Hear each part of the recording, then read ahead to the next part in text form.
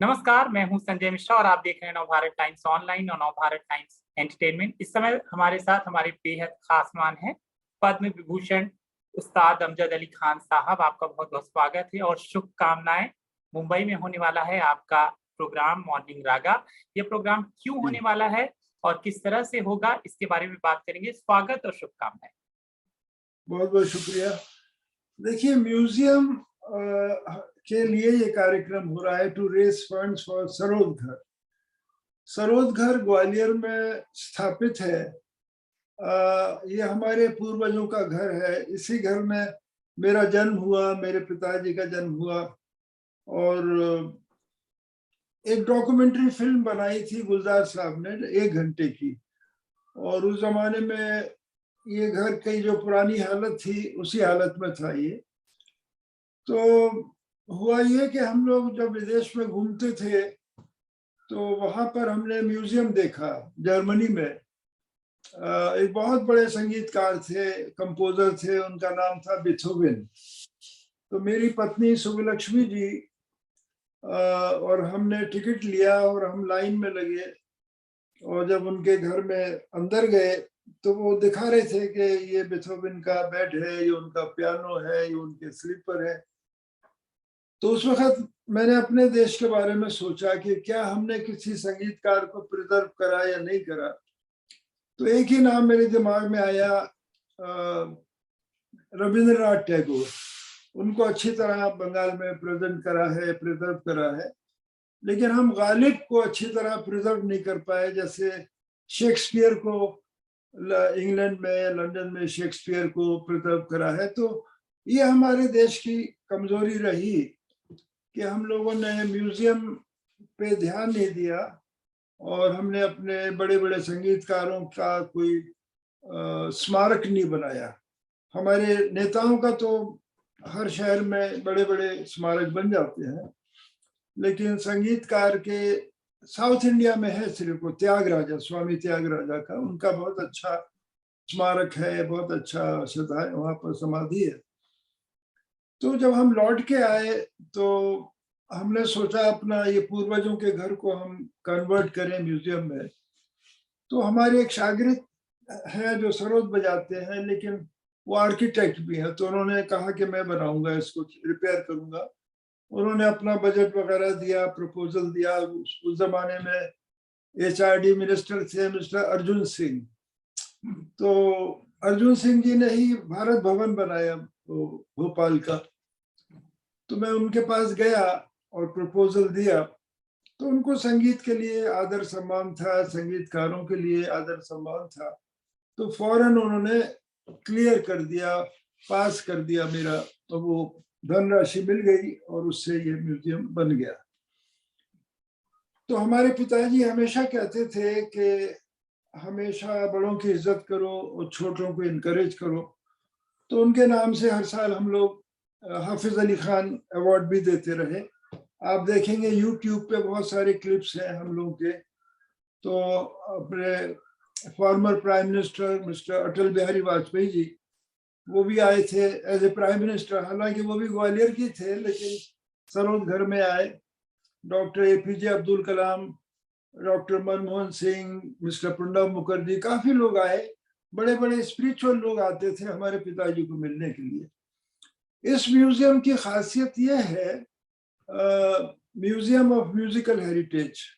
यहाँ पर पुराने पुराने इंस्ट्रूमेंट्स जिनके ऊपर परफॉर्मेंस हो चुके हैं, ऐसे इंस्ट्रूमेंट सिर्फ दिखाने के लिए नहीं। मेरे बचपन का इंस्ट्रूमेंट जिस पे मैंने सीखा वो वहां रखा हुआ है।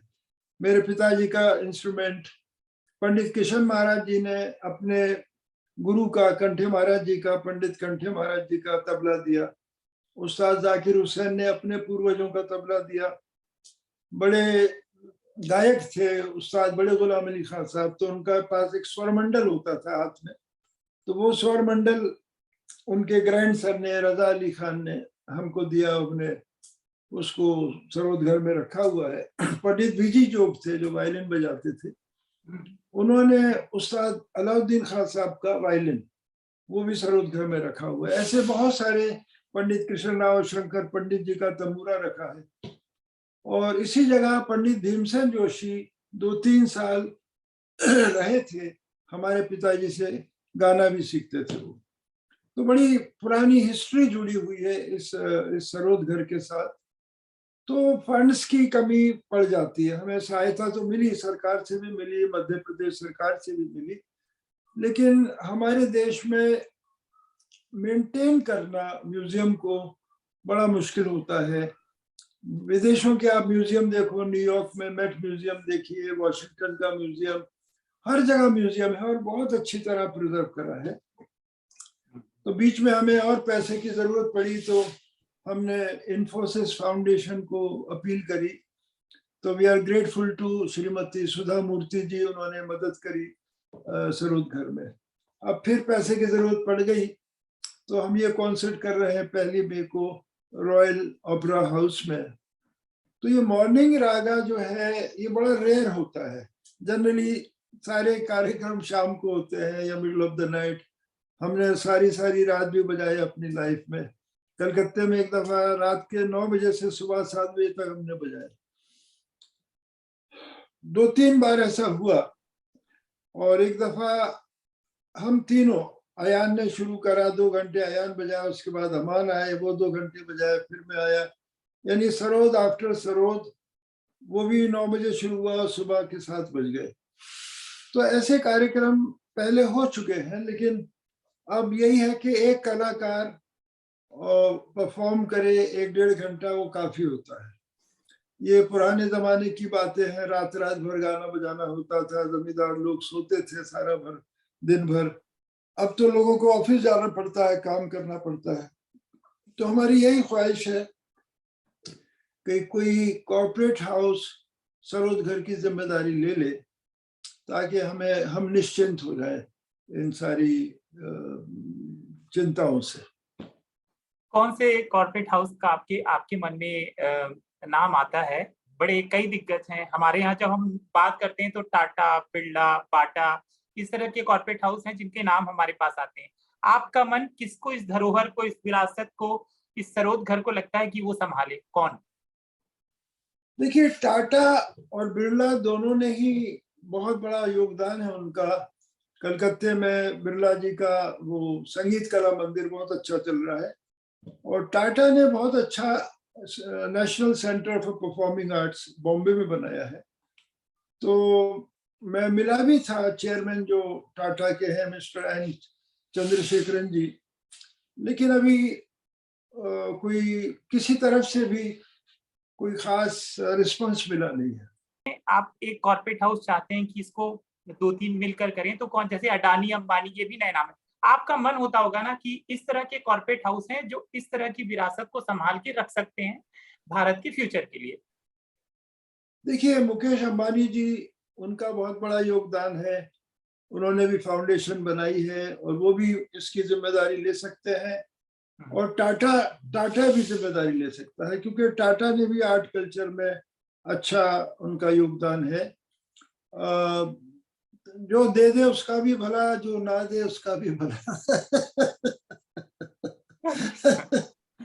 ये बड़ी पुरानी एक रिवाज, बातचीत, आवाज चली आ रही है कि भाई हम लोग, देखिए, संगीतकार, शास्त्रीय संगीतकार, हमारे पिताजी कहते थे, इस काम को या तो भिक्षुक कर सकता है या बादशाह कर सकता है। क्या बात है, जिससे कोई चिंता ना हो। हम जब साधना कर रहे हैं तो हमें ये ना फिक्र हो कि भाई कल आटा दाल रोटी दाल कैसे चलेगा। बादशाह को भी किसी की परवाह नहीं है, कोई चिंता नहीं है, और फकीर को भी चिंता नहीं है किसी बात की, भगवान पे भरोसे है फकीर को। तो ऐसे ही, क्योंकि शास्त्रीय संगीत में आदमी को समर्पित होना पड़ता है गुरु को और कला को। तो ये एक बहुत ही इसमें स्ट्रगल बहुत है इस लाइन में। कोई सोचे कि भाई ग्लैमर है, ग्लैमर तो फिल्म के अंदर है, यहाँ साधना है और रियाज है, और सब कुछ करके भी डेस्टिनी। अब जो चंद लोग हैं जिनका नाम आप जानते हैं क्लासिकल म्यूजिशियन में, लेकिन हजारों म्यूजिशियन है, लाखों म्यूजिशियन है। तो चंद लोगों को जनता अप्रूव करती है, रिकॉग्नाइज करती है, बाकी हजारों लोग हैं जो लाइन में लगे हुए हैं। जो दे दे उसका भी भला, जो ना दे उसका भी भला। तो साधना, जिसकी साधना सफल हो जाएगी तो वो अपनी मंजिल तक पहुंच जाएगा, ऐसा लगता है। अब सर आपकी चौथी पीढ़ी की बात हो रही है और बात शुरू हुई है, तो मैं आपके दोनों पोतों के बारे में जानना चाहूंगा। क्या बजाते हैं, कितना बजाते हैं, आपका कितना योगदान होता है, कौन सिखाता है, आप कितना सिखाते हैं और किस तरह का उनका उत्साह है?